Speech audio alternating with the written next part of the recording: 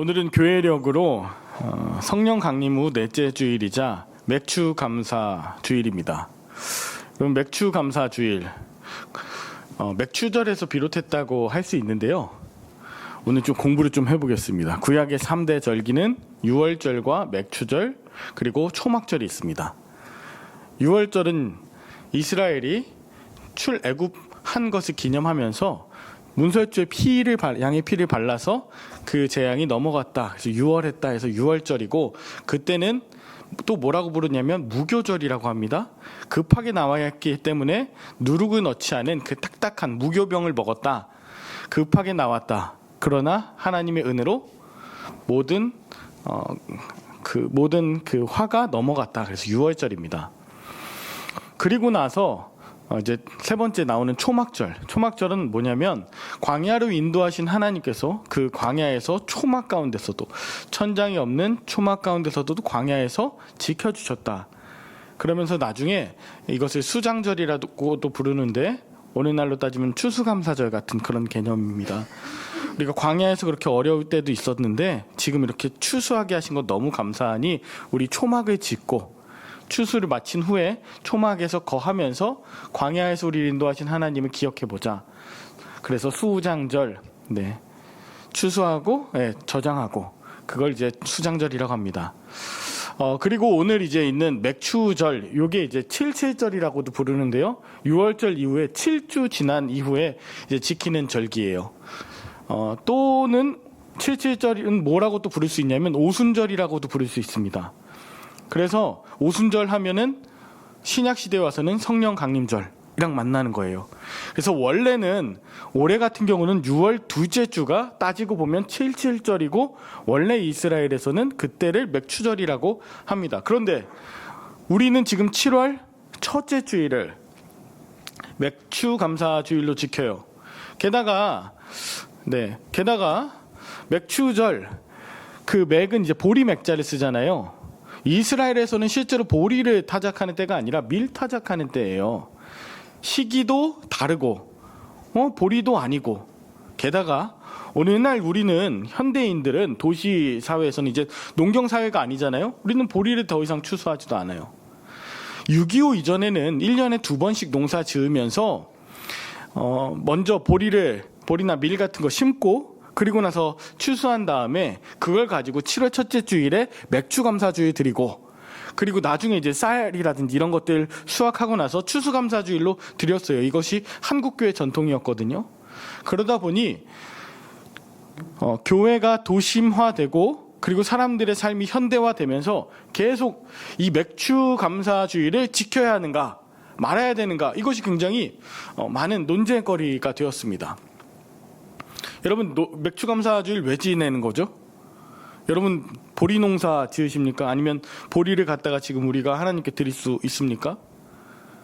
그리고 실제로 7월 첫째 주에 우리 한국교회는 그렇게 드리고요. 여러분, 왜 우리가 맥추감사주일을 드려야 될까?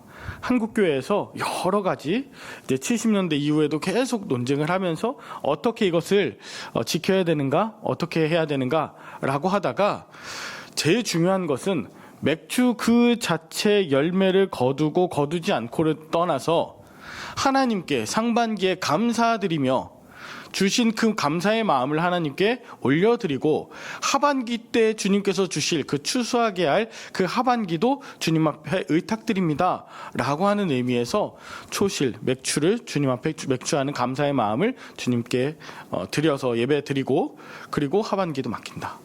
이렇게 현대인들은 이렇게 교회에서는 치환해서 고백하면서 예배를 드리고 있어요. 중요한 것은 맥추, 그러니까 보리를 추수한 것보다 더 중요한 건 감사하는 마음입니다. 상반기를 감사하면서 하반기를 주님께 맡기는 감사함으로 시작하는 이 7월의 첫째 주일, 오늘 감사한 마음으로 2025년 앞으로 시작되는 이 하반기에 주님의 은혜와 주님께서 베푸시는 풍성한 열매, 아름다운 열매로 가득하시길 간절히 축복합니다. 오늘은 성서 일과에 따라서 그 신약 본문인 누가복음 16장이 이번 주일날 성서 일과 본문인데요. 맥주감사 주일이기도 하고 오랜만에 성서 일과에 따르는 본문으로 말씀을 전해 보겠습니다. 여러분이 가지고 계신 성경책의 16장 맨 위에 보면 주로 이 소제목으로 옳지 않은 청지기 비유 이렇게 써 있을 겁니다. 이건 후대 성경을 번역한 사람들이 이런 소제목을 다른 거예요. 원래는 있지 않지만 이런 내용이다라고 해놓은 거예요. 또는 불의한 청지기의 비유, 이렇게 우리는 기억하고 있는 것이 오늘 본문인데요. 이 본문을 통해서 결국 예수님 무엇을 말씀하시고자 하는가? 전체적인 맥락에서 보면 천국이 어떤 곳인가를 이야기하고 계시는데, 이 옳지 않은 청지기 비유라고 나오는 이 부분이 어떤 의미가 있고 진짜로 청지기는 불의한 또는 옳지 않은 자인가, 그리고 천국은 어떤 모습인가, 세 가지로 나누어서 함께 살펴보길 원합니다. 먼저 첫 번째는 흔들리는 청지기입니다. 흔들리는 청지기. 본문 1절과 2절을 보면 또한 제자들에게 이르시되 어떤 부자에게 청지기가 있는데 그 주인의 소유를 낭비한다는 말이 그 주인에게 들린지라. 주인이 그를 불러 이르되 내가 네게 대하여 들은 이 말이 어찌 됨이냐. 내가 보던 일을 세마라. 청지기 직무를 계속하지 못하리라 합니다.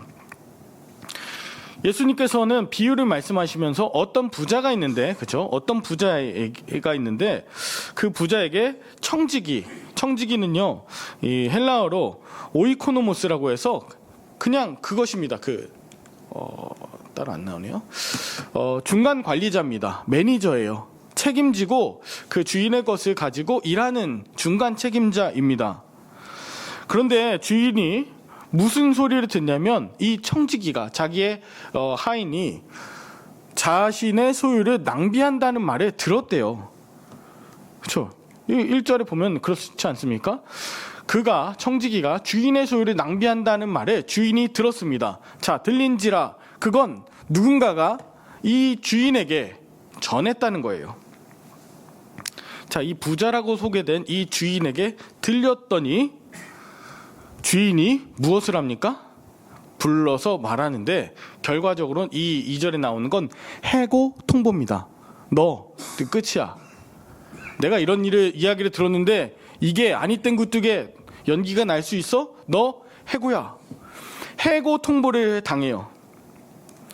여러분, 정말 이 청지기가 주인의 소유를 낭비했는지 모르겠습니다.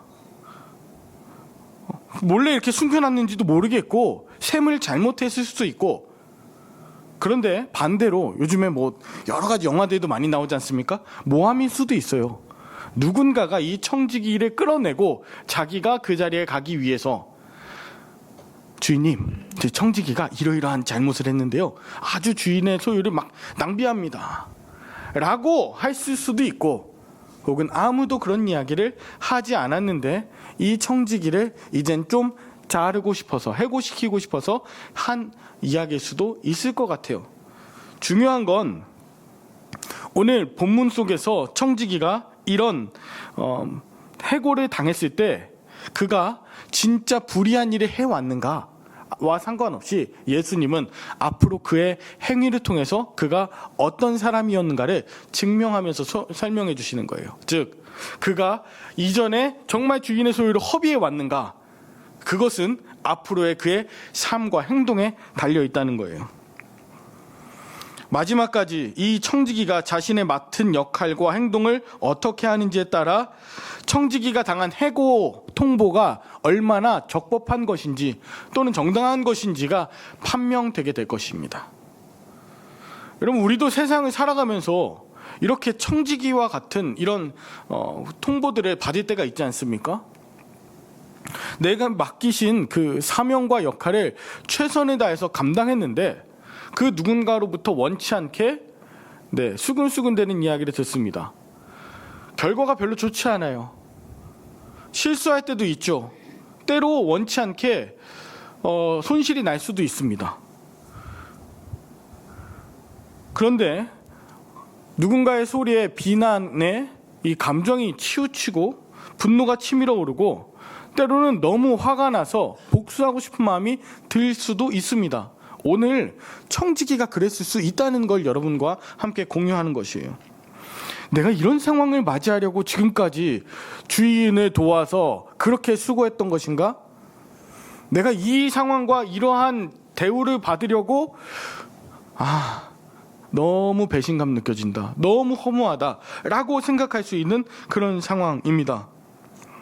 만약에 내가 잘못한 것이 있으면 내가 배상하고, 그리고 내가 잘못했다고 인정하고 그것을 책임지면 되는 것인데, 누군가가 나에 대한 그런 이야기를 했다고 또는 고소했다고 해서 나를 그냥 해고 통보한다? 이것에 대해서 굉장히 가슴 아픈 밤을 보냈을 수 있는 청지기입니다.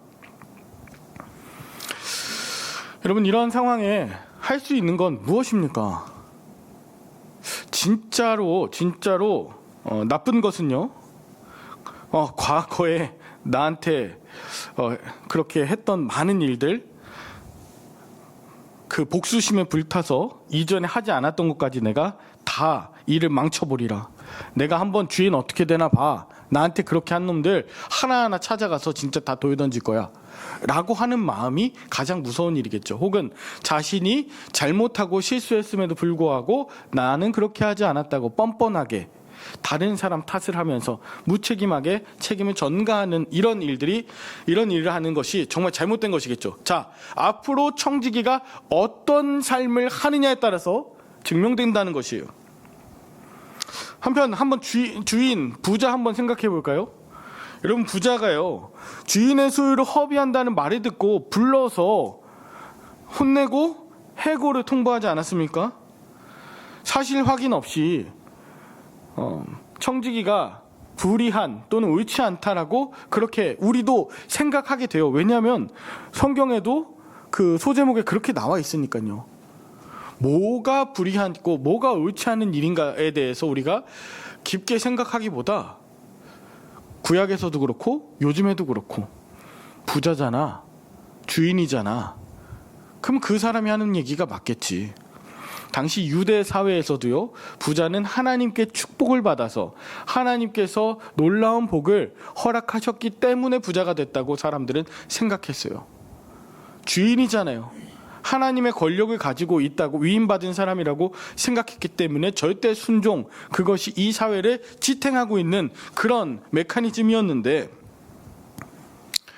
여러분, 예수님은요, 천국에 대해서 말씀하시고 또 신약에서 많은 부분에서 말씀하실 때, 특별히 누가복음은요, 여러분 잘 들으십시오. 누가복음은 부자, 그 다음에 가난한 사람, 여성, 또 병든 사람, 그 다음에 실패와 절망 가운데 있는 사람에 대해서 아주 관심이 많은 그런 책이에요. 다시 말하면 누가복음은 부자에 대해서 굉장히 부정적으로 평가합니다. 누가복음은요, 연약하고 또 특별히 여성들에 대해서 굉장히 관대하게 우호적으로 이야기하지만 권위자, 기득권자에 대해서는 굉장히 비판적으로 얘기해요. 자, 가령 우리가 읽진 않았지만 누가복음 12장에는요, 한 부자가 계속 자신의 모든 소유를 창고에다가 계속 넣어둡니다.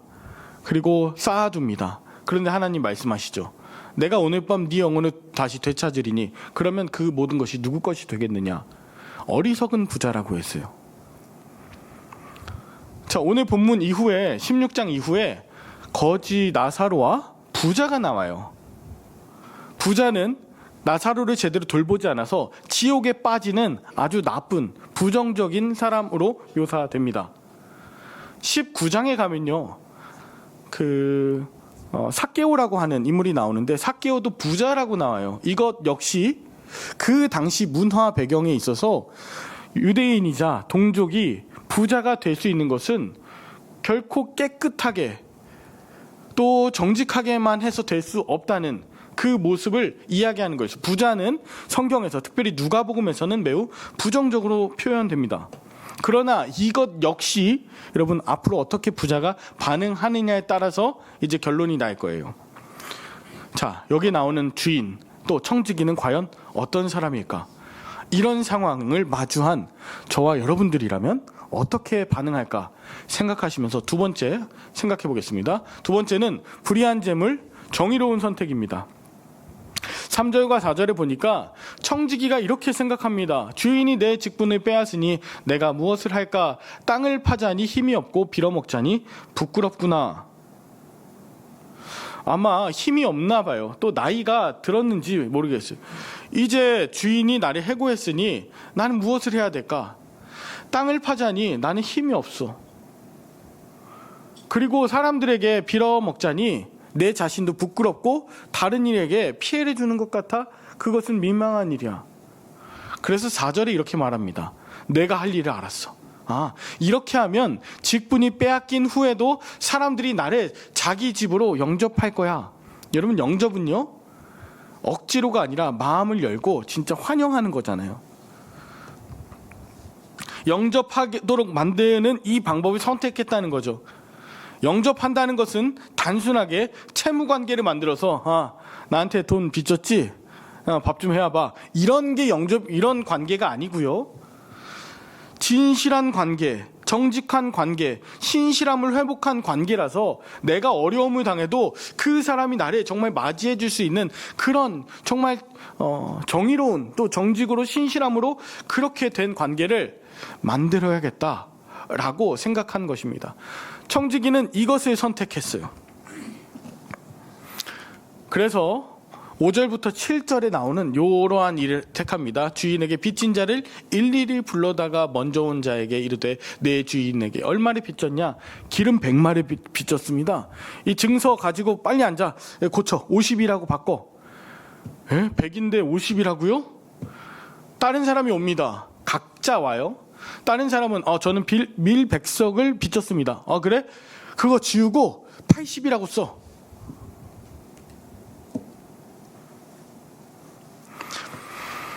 여러분, 지금 이런 일들이요, 어떻게 보면 사문서 위조하는 것처럼 보이잖아요. 여태까지 우리는 이 본문을 보면서 어떻게 생각했냐면, 깎아준 만큼 나중에 해고당했을 때 다시 돌려받아야지, 그렇게 깎아줬으니까 나중에 나한테 그냥 조금이라도 주지 않을까? 라고 생각했다는 거예요. 진짜 그래요? 아니요. 영접이라고 하는 건 그런 관계에서 오는 게 아니잖아요. 그리고 진짜 이 본문을 그냥 언뜻 보면 이 청지기가 주인의 소유를 낭비하는 것처럼 보이기도 합니다. 1절에 나온 것처럼요. 나중에 해고된 이후에 다른 사람에게 돌려받으려고 하는 그런 꾀, 이것이 아닌가라고 생각하게도 되는데, 놀랍게도 8절에 주인은 뭐라고 하냐면 이 옳지 않은 청지기가 이를 지혜롭게 했다. 그 칭찬했다. 이 세대의 아들들이 자기 시대에 있어서는 빛의 아들들보다 더 지혜롭게 행동했다. 더 지혜롭다라고 하면서 칭찬해요. 다시 말하면 이 주인의 이 채무 증서를 조작해서 바꾼 이 행위가 지혜롭다. 이것이 다시 제 표현으로 할게요. 불의한 일이 아니었다. 감정적으로는 이 청지기가 불의하고 아주 나쁘고 못된, 나한테는 그런 것 같지만 일을 참 지혜롭게 했네 라고 주인이 얘기했다는 겁니다. 왜요? 이게 무슨 일이기에? 저는 이 이야기를 좀 하고 싶어요. 여러분, 예수님 시대에 부자가 될 수 있는 방법은 지금도 마찬가지지만 딱 하나입니다. 가난한 사람들에게 돈이나 밀 혹은 기름 이런 것을 주고 빌려주고 고리로 높은 이자로 그것을 받는 겁니다. 다시 찾는 겁니다. 연체되면 또 더 부러지고, 요즘 말로 하면 사채가 굉장히 유행하고 발달했고, 사채업을 하는, 대부업체를 하는 사람들이 부자가 되는 그런 시대였습니다. 예수님 시대 고리대금업, 이게 굉장히 활발하게 이루어졌는데, 여러분, 이자는요 이렇게 얘기할 수 있어요. 이 고리대금업은 보통 원금과 이자를 갚고 원금과 이자를 채무증서에 쓰게 되는데, 어려운 얘기예요. 잘 따라오셔야 됩니다. 이자는 고정적인 이자율과 특별히 무슨 가뭄이 들거나 어려움이 생겼을 때 추가로 인센티브처럼 그렇게 하는 변동 이자율이 있었어요. 자, 밀의 경우는 이렇습니다. 기름의 경우는 이렇습니다. 기름의 경우 이자율은 80%, 고정 이자율이 80%예요. 기름은요. 그리고 만약에 가뭄이 들었거나 그랬을 때 추가로 인센티브까지 최대한 줄 수 있는 것이 20%였어요. 그래서 기름의 경우 감람유입니다. 기름의 경우 이자율은 당시 100%였어요. 여러분, 이자율이 100%예요. 한 병을 빌리면 몇 병을 갚아야 돼요? 2병을 갚아야 돼요. 자, 밀의 경우는 이자율을 살펴보니까 20%였습니다. 고정 이자율이 20%예요. 근데 변동 이자율은 5%였어요. 다시요. 고정 이자율은 20, 변동 이자율은 5%. 합쳐서 이자율을 25%로. 원래는 고정 이자율만 받아야 되는데 나쁜 주인들은, 나쁜 사람들은 마치 고정 이자율이 아니라 변동 이자율까지 다 합친 것을 총 이자로 이야기하고 거기에다가 원금의 이자를 합친 금액을 채무증서에다 썼다는 거죠. 되게 어려운 얘기잖아요. 그래서 제가 그 표를 한번 그려보았습니다. 네. 자, 기름, 오늘 본문에 기름 50말에 빌렸습니다. 그러면요, 그 50말, 원금이 50말인데 이자율이 아까 100%라고 말씀드렸잖아요. 그럼 이자가 기름 50말이 더 되는 겁니다. 50말이 빌리면 이자가 50말이고 총액 다 합치면 채무증서에 써지는 기름 빌린 그 금액은 갚아야 되는 것은 기름 100말이 되는 것이죠. 이해가 가시죠? 그리고 밀 80석을 오늘 빌린 사람이 있었는데 그 밀 80석은 뭐냐면 원금입니다. 80석을 빌렸는데 이자율 25%, 고정과 변동 합쳐서 25%를 80석이 25%는 20석이잖아요. 20석을 추가하니까 결국 채무증서에는 80석을 빌렸지만 100석이라고 표기되는 겁니다. 이게 예수님 당시 때 흥행했던 고리 대금업이에요. 여러분, 사채 쓰시는 분들 그렇지 않습니까? 100만 원을 빌렸는데 얼마를 갚아야 돼요? 어느 때는 200만 원을 갚아야 되고 그게 또 300만 원이 되고 400만 원이 되고. 혹시 사채를 쓰시거나 그러진 않았죠? 이거 진짜 심각한 이야기입니다, 여러분. 오늘 불의한 청지기가 탕감해 준 것 여러분 기억하십니까? 기름 100말을 빌린 사람한테 얼만큼 저기 쓰고 다시 쓰라 그랬어요? 50 빼고 50만 쓰라 그랬어요. 밀 100석 빌린 사람한테는 80이라고 쓰고 가라 그랬어요. 무엇을 빼준 거예요? 거기 안에 숨겨져 있는 이자를 빼준 거예요. 그러니까 불의하게 주인이 원금 속에 숨겨둔 고정이자율과 그다음 변동이자율까지 다 합친 그 최고의 금액, 그 이자를 이 청지기가 뺀 거예요.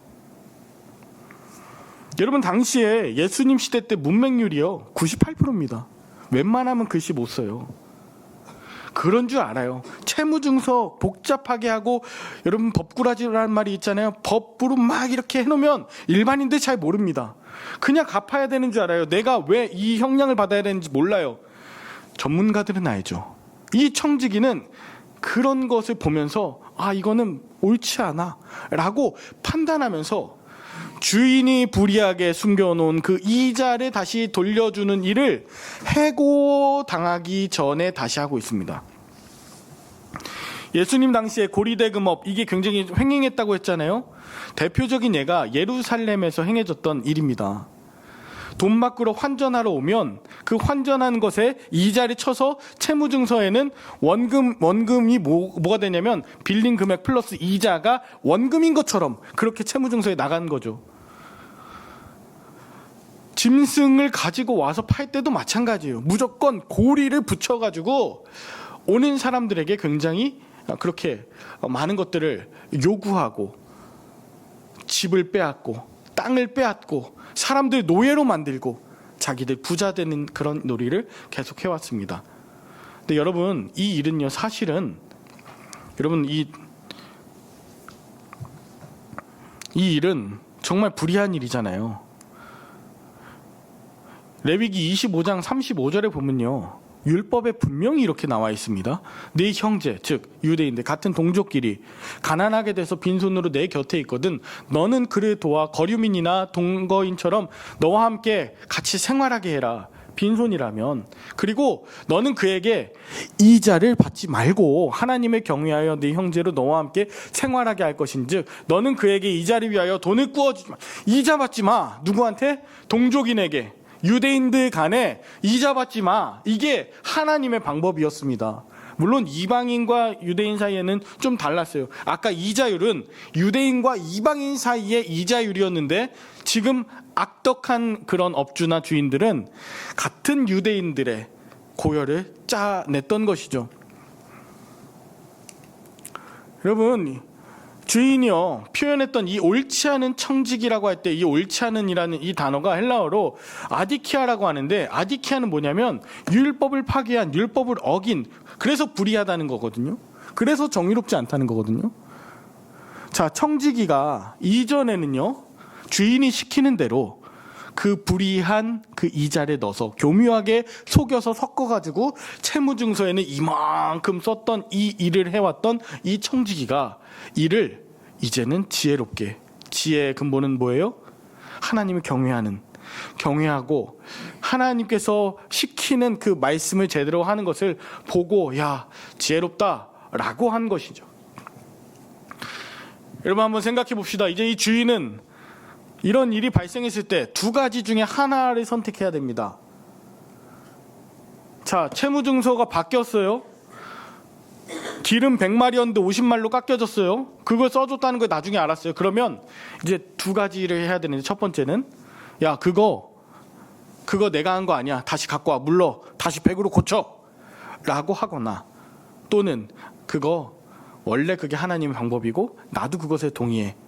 라고 해서 관대하고 정의로운 주인이 되느냐, 두 가지 중에 하나예요. 근데 이미 첫 번째는 불의한 것이라는 것이 드러났죠. 그것은 불법이고 교묘하게 섞어놓은 죄악이라는 것을 우리에게 분명히 고발하고 있지 않습니까? 할 수 있는 건 딱 하나. 그 주인은 청지기 때문에 율법을 지키고 정직하게 사는 사람으로 앞으로도 살아야 돼요. 여러분, 마지막 여기 한번 보십시오. 9절에 그래서 나오는 불의한 재물로 친구를 사귀라. 이거는요 원금 속에 숨겨져 있는 그 불의한 이자, 그 지극히 작은 것. 11절에도 그 불의한 재물 알면서도 받아왔고 모르는 척 섞어놨던 그 불의한 재물, 이건 원래 그 주인의 것이 아니라 돈을 빌린 그 채무자 혹은 빚진 자의 것이므로 그의 것이다, 남의 것이다. 그거를 돌려줘야 돼. 시간상 세 번째로 빨리 넘어가겠습니다. 새로운 계산법입니다. 13절에 보니까 그래서 이렇게 예수님께서 말씀하십니다. 집 하인이 두 주인을 섬길 수 없다. 혹 이를 미워하고 덜 사랑하고란 뜻이에요. 저를 더 사랑하면서 이 사람은 중하지 않아 라고 할 수는 있어도 너희는 하나님과 재물을 동시에 주인으로 섬길 수 없다. 하나님만 섬겨라 해요. 지금 뭐냐면 너희의 삶이 적당하게, 이 채무증서에 보면 하나님과 재물이 교묘하게 섞여 있다. 불의한 이자처럼 너희 삶에 지금 껴있는 게 있다. 이거 분리해낼 줄 아는 것이 용기이고, 이것을 분리해서 정의롭고 정직하게 사는 것이, 이것이 천국을 이루는 하나님 백성이 해야 되는 일인데, 그저 권력에 편승해서 그런 대로 자기 감정에 빠져서 그렇게 살면 자기도 부자 되는 줄 알고 그렇게 따랐던 모든 삶을 뒤로 하고, 섞이지 마라. 분리해라. 너희는 하나님의 자녀이지 세상 재물의 자녀가 아니지 않느냐. 불의한 그 재물을 취하거나 탐하는 것에서 이제는 자유로워지라고 말씀하고 계신 거예요. 아무리 근데 이런 이야기를 드려도 우리 가운데도 잘 와닿지 않고 아마 이전의 청지기에게는 그 말이 다가오지 않았을 것입니다. 그런데 이 다가오는 때가 있었어요. 언제냐면 해고 당한 때예요. 즉 끝이 났다라고 하고 이제 그의 삶과 그가 일할 수 있는 그 마지막 순간이 다가왔다는 것, 그것이 있으니 정신을 차리는 거죠. 여러분, 오늘까지 살고 우리가 죽는다고 하면 불의하게 살 수 있습니까? 만약에 우리가 하나님이 정해놓으신 그 때가 이번 2025년 하반기 끝이다라고 그렇게 우리가 해고 통보나 아니면 그런 마지막 때를 우리가 안다면 미워하면서 적당히 남의 것 뺏으면서 그렇게 살겠습니까? 아니죠. 하나님의 새로운 계산법은 뭐냐면 위기와 어려움과 절망, 특별히 해고당한 듯한 그런 순간에 남이 나를 모함하고 모독하고 상처받고 끝난 것 같은 바로 그때에 어떤 삶을 선택할 거냐? 정의롭고 정직하고 하나님께서 택하고 명하신 그 일을 따라 살며 살 것이냐, 아니면 그 마지막 죽는 그 순간까지 그냥 거짓과 불의와 함께 그렇게 뒹굴며 살 것이냐.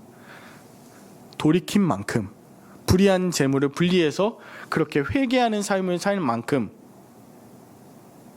과거와 상관없이 돌이켜 산 만큼 하나님은 그것을 기억하신다. 이게 하나님의 계산법이에요. 회개한 것만큼 하나님 기억하세요.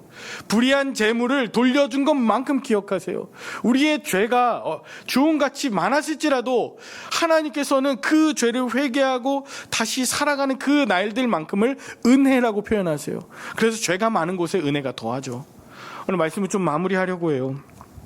오늘 되게 어려운 이야기거든요. 불의한 청지기가 불의하지 않게 끝났습니다, 여러분.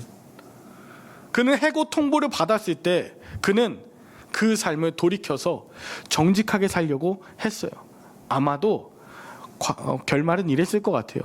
해고를 당했어도 많은 사람들이 쟤 정말 정직해, 우리 집으로 좀 와서 우리도 대접하자, 정직하게 하다가 그렇게 됐대 라고 맞이함을 당했을 수 있고, 주인도 네가 없으니까 내가 점점 불의해지는 것 같아, 너같이 정직한 사람을 내가 몰라봤어, 미안해, 다시 재고용하지 않았을까요? 설령 그렇지 않다 하더라도 하나님께서 기억하시고 떳떳하잖아요. 2025년 하반기입니다. 우리 정말 남은 하반기를 하나님께서 딱 고정시켜 놓으신 그 한 덩어리라고 생각하시고 최선을 다해서 우리가 정직하게 기뻐하면서 우리가 정의롭게, 그리고 죄와 은밀하게 섞여져 있던 것을 분리해서 아픔, 상처, 이 모든 것들을 우리가 떼어내서 하나님께 바쳤으면 좋겠어요. 돌려드렸으면 좋겠어요. 하나님, 이건 내 거 아닙니다, 남의 것입니다. 혹은 이 더러운 것은 원래 내 모습이 아니라 하나님 형상이 아니도록 만드는 것입니다. 불평, 불만, 원망, 저주, 그 모든 탐욕과 탐심, 부정, 부패, 이 시간에 거룩함으로 다 떼어놓고 정말 하나님께서 기뻐하시는 거룩한 정결한 청지기들로 2025년 마지막까지 승리하실 수 있기를 예수 그리스도 이름으로 간절히 축원합니다. 기도하겠습니다. 하나님 아버지, 감사합니다. 작은 것에, 심지어 영수증 하나에도 다시 재발행해 달라고, 금액이 작습니다. 그런 용기 없는 우리들입니다.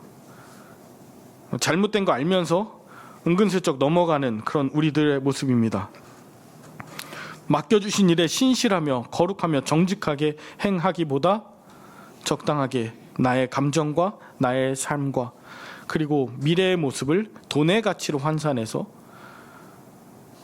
판단하는 우리를 불쌍히 여겨주시고, 주님께서 우리에게 말씀하시는 생명과 평화와 무엇보다 정의의 관점으로 2025년 하반기 승리하게 하여 주시옵소서. 큰 것으로 맡기시고 하나님의 가장 귀한 하나님의 나라를 정의와 함께 세워가실 예수 그리스도 이름으로 기도 올리옵나이다. 아멘.